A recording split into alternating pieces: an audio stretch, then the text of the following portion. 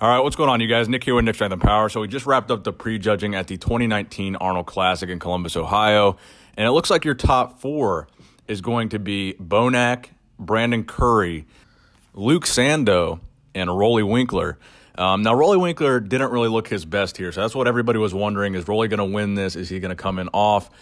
Based on that guest posing that he had at 2 weeks out in Nepal where he didn't really look his best. So that was the big question on everybody's mind. Is Rolly going to come in conditioned? And really at first, I thought he looked all right. When he came in from the front, he didn't look too bad to me. But as he went on to pose, it seemed like his physique really faded throughout the comparison round. And it looked like when he turned around from the back, he was really soft and kind of watery, specifically from the back.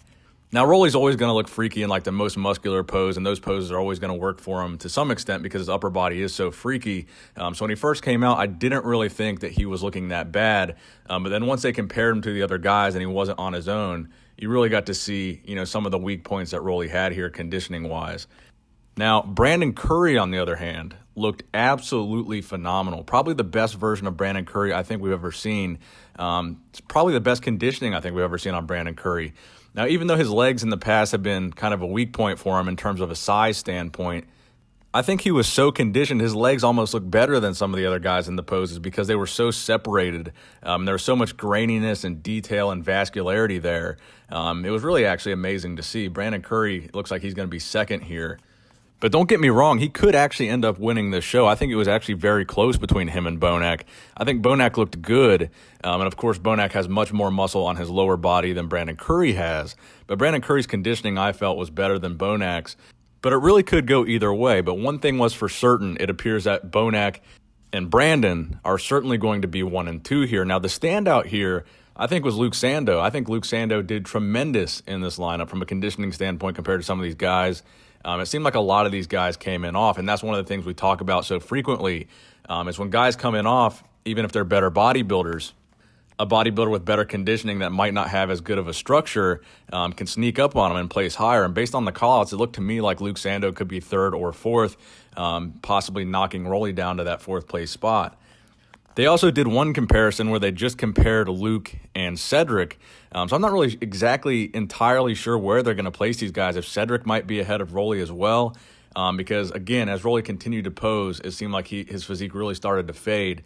So could we see Rolly as low as like a 5th or a 6th here?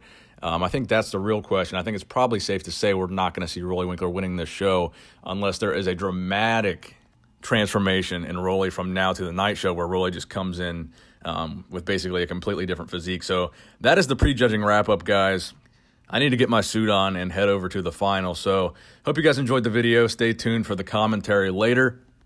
Please give this video a thumbs up if you enjoyed it. Nick Strength and Power, signing out.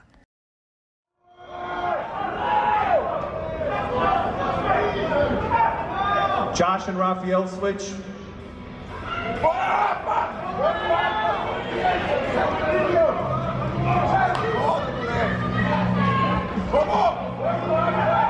Gentlemen, front double bicep.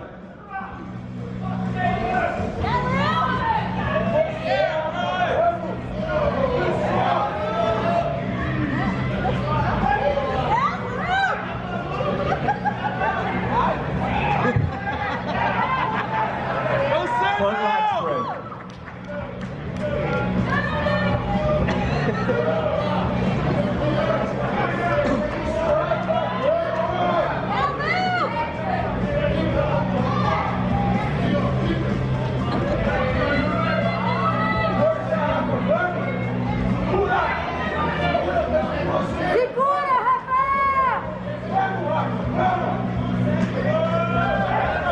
Side chest.